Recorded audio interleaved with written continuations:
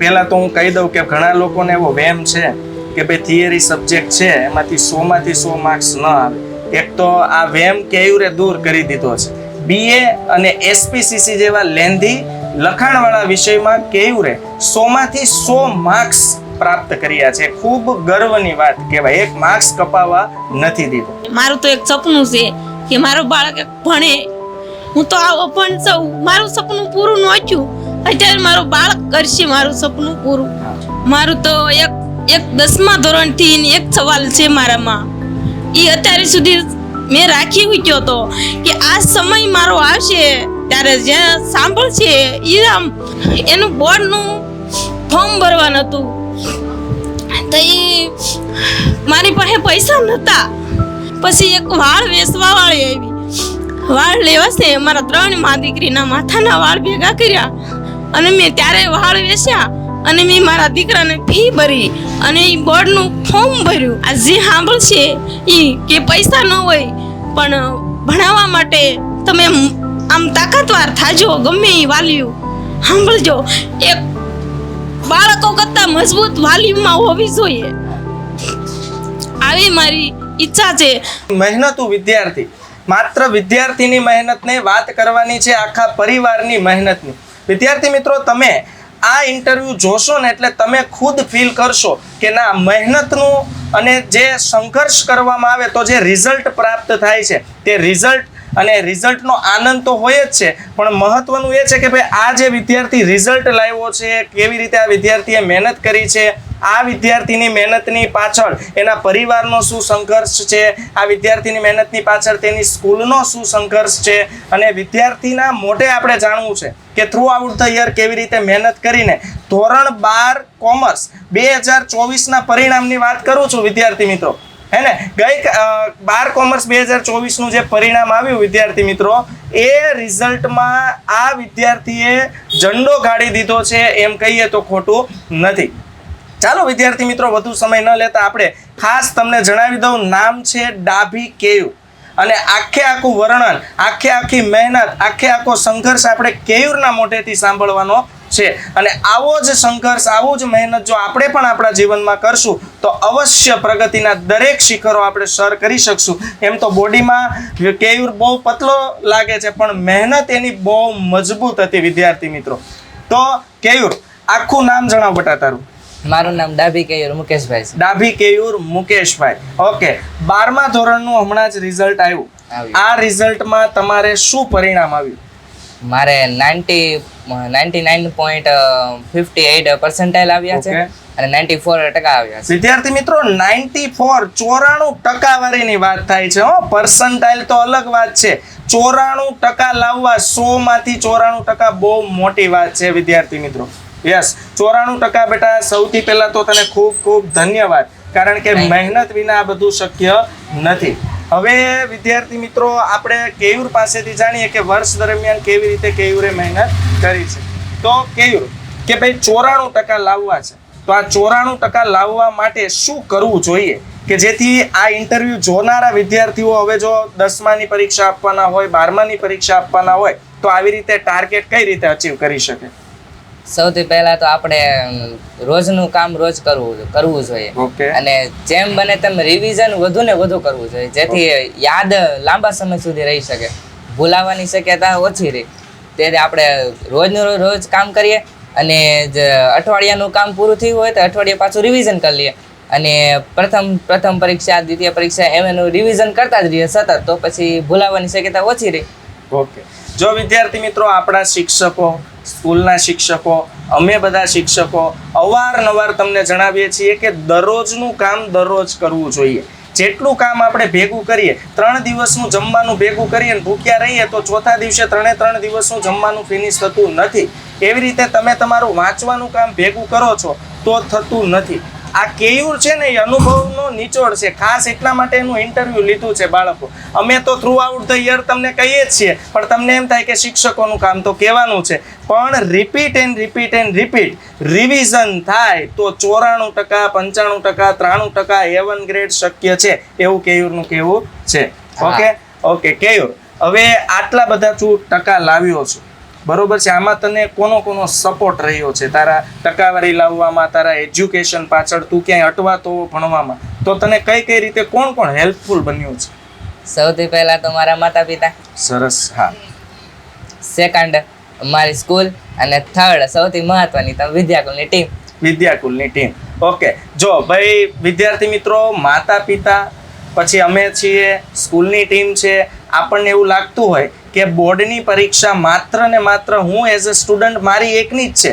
હા, તમારી જ છે, પેપર લખવા તમારે જવાનું છે, પણ યાદ રાખવું જરૂરી છે કે બોર્ડની પરીક્ષા જ્યારે આપણે અટેન્ડ કરીએ છીએ ત્યારે આપણા એકની નહીં, સાથે સાથે આપણા પરિવારની બોર્ડની પરીક્ષા છે, આપણી સાથે કામ કરતી શિક્ષકોની ટીમની પણ બોર્ડની પરીક્ષા હોય છે. આપણા માતા પિતા હોય છે તો સવારે 5 વાગે જો આપણે જાગવાનું વાંચવાનું નક્કી કર્યું હોય તો 4 વાગે આપણા મમ્મીને ઉઠવું પડે ખાસ. ઓકે, બટ તારા જે મમ્મી પપ્પા છે એનો તારા જીવનમાં, તારા એજ્યુકેશનમાં, ભણતરમાં શું રોલ છે? બહુ મોટો રોલ છે, કારણ કે મને સ્કૂલ પણ કરાવે ને ટ્યુશન પણ કરાવે. ઓકે, અને તમારા ઘરની પરિસ્થિતિને આધીન કઈ રીતે તમે એડજસ્ટ કરો છો, અને મમ્મી પપ્પા કઈ રીતે તમારી સાથે, મતલબ તમને કેવા સપનાઓ સુધી પહોંચાડવા માટે તત્પર છે? એ તો એમ જ કહે છે કે તમે ભણો, અમે ભણાઈએ, અને પછી અમે ભણીએ પછી.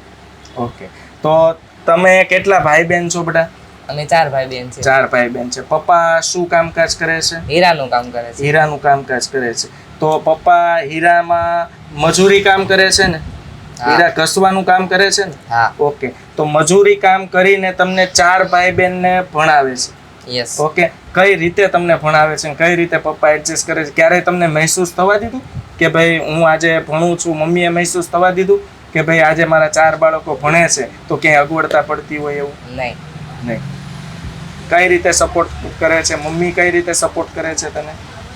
સૌથી પહેલા તો 5 વાગે જાગવાનું હોય તો 4 સાડા 4 થી જગાડી દઈશ, એટલે આપણે કઈ ટેન્શન તો ન રહે. ઓકે, પછી આપણે વાંચતા હોઈએ તો પછી આપણને વાંચવામાં મદદ કરે. ભલે ને વાંચતા ન આવડતું હોય પણ તોય વાંચવામાં મદદ તો કરે જ છે. સરસ. મતલબ તારી સાથે બેસે કોઈ, આ મમ્મીએ બીજું શું મમ્મી તારા માટે ઘરે કોઈ કામ કરે એવું ખરું કે તમને ભણાવવા માટે? હા, ઘરે તો ડાયમંડ ચોટાડે. ડાયમંડ ચોટાડવાનું કામ, એટલે કદાચ એવું બને કે તું વાંચતો હો ત્યારે ડાયમંડ ચોટાડી તારી સાથે, એટલે તને સથવારો થાય એમ તું કહેવા માંગીશ? ના, એટલે કારક વાંચવામાં મારે કોઈ કામ આવ્યું હોય તો એ કરી આપે એમ. ઓકે, તારું કામ કોઈ નાનું ટૂંકું મોટું કામ હોય તો મમ્મી હેન્ડલ કરી આપે. ઓકે, હવે કેવું તું મને એ જણાવ કે તારા સ્કૂલના શિક્ષકોની જે ટીમ છે એનો તને શું સપોર્ટ રહે, અને સ્કૂલનું તારું નામ શું, કઈ સ્કૂલમાં તું ભણે છે? મારી સ્કૂલનું નામ મારુતિ વિદ્યા સંકુલ છે. એ કારગિલ ચોક પૂર્ણાગામ વિસ્તારમાં જ આવેલી છે. એના શિક્ષકો પણ સારું ભણાવે છે. શિક્ષકો સારું ભણાવે છે અને સારી તૈયારી કરાવે છે. તેના કારણે રિઝલ્ટ સારું આવે છે. સરસ, વેરી ગુડ. એટલે ચાલો, કેયુરે તો બહુ મોટા ભાવથી એમ કીધું કે શિક્ષકો સારું ભણાવે છે, શિક્ષકો મહેનત કરે છે એટલે સારું રિઝલ્ટ આવે છે, બરોબર છે. પણ ખરી વાત તો એ છે કે શિક્ષકોની, માતા પિતાની અને ખુદ કેયુરની આ બધાની મહેનત જ્યારે સેન્ટ્રલાઇઝ થાય છે, કેન્દ્રિત થાય છે ને, ત્યારે એક સારું અને બેસ્ટ રિઝલ્ટ આવે છે. એટલે તારી પણ ખૂબ મહેનત છે, મમ્મી પપ્પાની પણ ખૂબ મહેનત છે, સ્કૂલની પણ ખૂબ મહેનત છે. અને તે હમણાં જણાવ્યું કે વિદ્યાકુલની ટીમ બરોબર છે ઓનલાઈન એજ્યુકેશન આપે છે, તો એનો તારા એજ્યુકેશનમાં 94% લાવવા માટે 658 માર્ક્સનું જે ટોટલ તે અચીવ કર્યું છે 700 માંથી, એમાં શું રોલ છે? બહુ મોટો રોલ છે, કારણ કે મારે તો વિદ્યાકુલની ટીમ ઉપર જ આધાર રહેવું પડ્યું. ઇંગ્લિશમાં અને બીએમાં, એસપીમાં, એ બધા એકાઉન્ટ, સ્ટેટ, બધા વિષયમાં તો મારે તો 90 આજુબાજુની જ આશા હતી, પણ એસપીમાં પછી બીએમાં 100 માંથી 100 આવ્યા. એનું કારણ તમે જ છો. ઓકે, ચાલો, પહેલા તો હું કહી દઉં કે ઘણા લોકોને એવો વેમ છે કે ભાઈ થિયરી સબ્જેક્ટ છે એમાંથી 100 માંથી 100 માર્ક્સ ન આવે. એક તો આ વેમ કેયુરે દૂર કરી દીધો છે. બીએ અને એસપીસીસી જેવા લેન્ધી લખાણવાળા વિષયમાં કેયુરે 100 માંથી 100 માર્ક્સ પ્રાપ્ત કર્યા છે. ખૂબ ગર્વની વાત કહેવાય. 1 માર્ક્સ કપાવવા નથી દીધો. ઓકે બેટા, વિદ્યાકુલ જે છે એમાં કઈ રીતે તું ભણતો, મતલબ કેવી રીતે, કયા ટાઈમે ઓનલાઈન એજ્યુકેશન છે તો એના માટે તું કઈ રીતે તૈયારી કરતો? પહેલા તો મારી માહિતીના અભાવને કારણે હું વિદ્યાકુલની ટીમમાં ટોપર બેચમાં જોડાઈ ન શક્યો. અડધું વર્ષ પૂરું થઈ ગયું ત્યારે મને જાણ થઈ, એટલે ત્યારથી હું સીધો જોડાવાનું શરૂ કરી દીધું અને યુટ્યુબ દ્વારા હું જોડાતો હતો. એમાં વિદ્યાકુલના લાઈવ લેક્ચર અટેન્ડ કરતો, બધાય રિવિઝન બેચ પણ એમાં આપે છે એ પણ જોતો, જેના કારણે ફૂલ સિલેબસ કમ્પ્લીટ થઈ જતો એક જ વારમાં. પછી પેપર સોલ્યુશન કરાવતા, એમાં પણ ઘણું બધું આવી જતું. પછી તો એક્ઝામ સમયે સવારમાં 5 વાગે જાગીને લેક્ચર આપતા, મોસ્ટ આઈએમપી ક્વેશ્ચન આપતા અને સાંજે પણ આપતા. સાંજે લેક્ચર આપતા, ભવિષ્યવાણી આપતા, જેના કારણે પણ મને ખૂબ જ ફાયદો થયો છે. ઓકે, તો વિદ્યાકુલમાં આ જે કેયુર છે, વિદ્યાકુલના માધ્યમથી ટોપર બેચમાં પણ જોડાયો, રિવિઝન બેચ પણ અટેન્ડ કરી અને છેલ્લે પેપર સોલ્યુશન બેચ પણ અટેન્ડ કરી, અને એમ કહેવાય ને કે ભાઈ બધાની મહેનત ભેગી થઈ અને એક સરસ મજાનું રિઝલ્ટ આપણે ભાઈ કેયુર એ પ્રાપ્ત કર્યું. ઓકે, બીજું કેયુર, હવે મારે તને એ પૂછવું છે કે ભાઈ આગળ તારું ફ્યુચર હવે તું કઈ ફિલ્ડમાં બનાવવા માંગે છે? હું તો આઈટીમાં જવા માંગુ છું. આઈટીમાં જવા માંગુ છું. ઓકે, સરસ. જો કેયુર, હવે આપણે આ સંઘર્ષ મેં કીધું એમ કે આપણા મમ્મીનો પણ છે, પપ્પા તો હાલ કામ પર ગયા છે એટલે પપ્પા હાજર નથી. આપણે મમ્મીને 2-3 પ્રશ્નો બેન તમને હું પૂછું. પહેલા તો બેન છે ને, તમારો જે છોકરો છે ને એના પર હમણાં તમે રડતા હતા, ખરેખર રડવાની જરૂર નથી, કારણ કે અને કદાચ તમે રડો ને તો ખોટું નથી, પણ એ આનંદના આંસુ છે એવું અમે માનશું, કારણ કે તમારા છોકરાએ બેન બહુ સરસ ટકાવારી લાવીને ગર્વનું કામ કર્યું છે. તો તમે કઈ રીતે તમારા છોકરા માટે તમે શું ફીલ કરો છો અને કેવી રીતે તમે વર્ષ દરમિયાન એને સપોર્ટ કર્યો? પેલા તો એ વાંચતો હોય ને ત્યારે હું રસોડામાં જાતી હોય અવારનવાર, એ વાંચતો હોય કે સૂઈ ગયો નથી ને એ હું જોવા જાઉં, પણ એ વાંચતો હોય પછી એને જવાબ મળી જાય, પછી એના વાહામાં એ ઠપકારે, એટલે મને એમ થાય કે આને જવાબ મળી ગયો છે. એના કે હું તો ઓપન છું, હું કાંઈ સમજી શકું નહીં, એટલે હું કાંઈ એને કહી શકું નહીં, એટલે હું જોઈ અને વહી આવું પાછી. એટલું હું ધ્યાન રાખું એનું કે વાંચે છે ને એમ. બરોબર.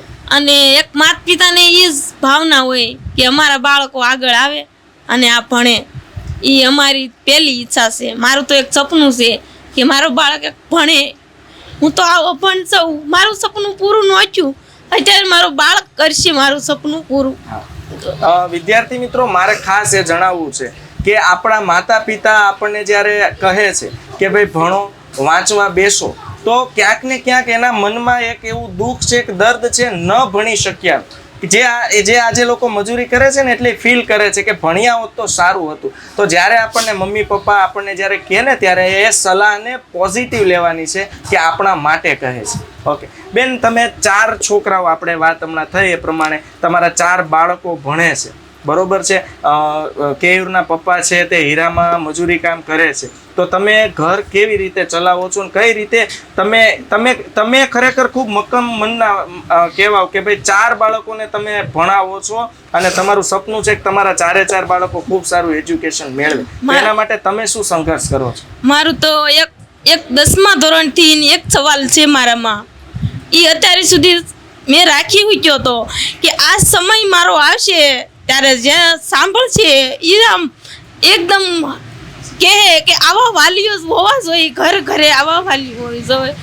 કે એનું બોર્ડનું ફોર્મ ભરવાનું હતું, તો એ મારી પાસે પૈસા નહોતા, ફીમાં ઘટતા હતા, એટલે હું ગોતતી હતી, પણ અહીંયા નવા રહેવા આવ્યા, કોની પાસે માંગવું એમ વિચાર કરતી હતી. પછી એક વાળ વેચવાવાળી આવી, વાળ લેવાશે, અમારા 3 મા દીકરીના માથાના વાળ ભેગા કર્યા અને મેં ત્યારે વાળ વેચ્યા અને મેં મારા દીકરાને ફી ભરી અને એ બોર્ડનું ફોર્મ ભર્યું. આ મારા સવાલ 10મું ભણતો ત્યારનો સવાલ આ મારામાં રાખી મૂક્યો. આ જે સાંભળશે એ કે પૈસા ન હોય પણ ભણાવવા માટે તમે આમ તાકાતવાર થાજો, ગમે એ વાલીઓ સાંભળજો. એક બાળકો કરતાં મજબૂત વાલીમાં હોવી જોઈએ, આવી મારી ઈચ્છા છે અને મારું બાળક ખૂબ ભણે, ખૂબ આગળ નીકળે. અને આજે હું ફોનમાં જોતી હતી, આજે એ મારા ઘરમાં આવ્યા છે, આજે મારી સામે બેઠા છે. આજે એ ગમે એ કહે તો હું સાંભળી અને દાંત કાઢીને વહી જાઉં, પણ આજ મારા સામે બેઠા છે. મને એમ લાગે છે કે હું ફોનમાં જોઉં છું કે મારી સામે છે એમ.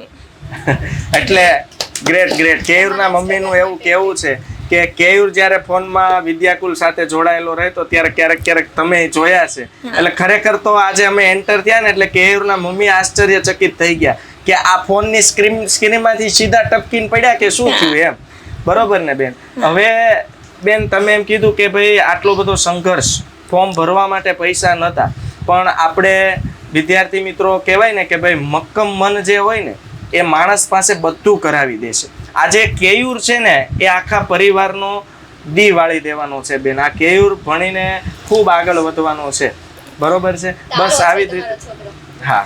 અને એના મમ્મી પપ્પાનો પૂરો સાથ છે, એના પપ્પાનો મારા કરતાં વધારે સાથ છે કે એ કામ કરવા જાય છે, આખો દી કામ કરે અને અમારા માટે એ બહુ સાથ દે છે, મારા કરતાં વધારે સાથ દે છે. ઓકે. અને બાળકો કેયુરના આટલા સારા ટકા આવ્યા ને એ તરફથી એને સ્કોલરશિપ પણ મળવાનું શરૂ થઈ ગયું છે, જે ખૂબ ગર્વની વાત કહેવાય કે જે ઉંમરે લોકોને કમાવા સુદ્ધાનો વિચાર નથી આવતો એ ઉંમરે આટલી અથાગ કહેવાય ને કે ભાઈ વાંચવું લખવું એ તો પરસેવા વિનાનો પરિશ્રમ છે, અને આવો પરિશ્રમ જો ન કરીએ તો આપણે એમ કહેવાય ને કે ભાઈ કંઈ ન કર્યું કહેવાય. એટલે પરસેવા વગરનો શ્રમ કરવો અને ખૂબ સારું ભવિષ્ય બનાવવું. વિદ્યાર્થી મિત્રો, ખરેખર કેયુર આપણા માટે બેસ્ટ ઉમદા એક્ઝામ્પલ છે કે જેમાંથી આપણે શીખી શકીએ અને આપણે પણ ધારીએ ને તો ટકાવારીનો ટાર્ગેટ નક્કી કરીને આગળ વધી શકીએ. મારે બેન કેયુરને એક પ્રશ્ન હજુ પૂછવો છે કે બેટા કેયુર, કે વર્ષ દરમિયાન તે વર્ષ શરૂ થયું ત્યારથી કોઈ ટાર્ગેટ નક્કી કર્યો હતો, કોઈ એવું ટાઈમ ટેબલ વાંચવા માટેનું બનાવ્યું હતું કે અથવા તારું શું સપનું છે કે પરિવાર માટે તું શું કરવા માંગશો, તારા પોતાના માટે શું કરવા માંગશો? પહેલા તો 12મું શરૂ થયું ને ત્યારથી મેં નક્કી કર્યું હતું કે મારે A1 તો લાવવો જ છે. ઓકે. અને એમાંય તે અકાઉન્ટના સર જેમિસ સરે તો અહીંયા ટ્યુશનમાં આવતા ત્યારે તેણે મને ચોખ્ખું કીધું હતું તું A1 ના લઈ શકે. મેં ટ્યુશનમાં વાંચવા હાટું રજા પાડી હતી અને એણે મને કીધું હતું કે તું તો નકરી રજા જ પાડશો, તું શું A1 લાવતો? તો મેં મનમાં એમ કીધું કે તમે જો હું A1 લાવીને જ રહીશ, અને હું લાવ્યો હતો. હા, કંઈ નહીં, ચોક્કસ. પણ વાંધો ને વિદ્યાર્થી મિત્રો, કેયુરે તો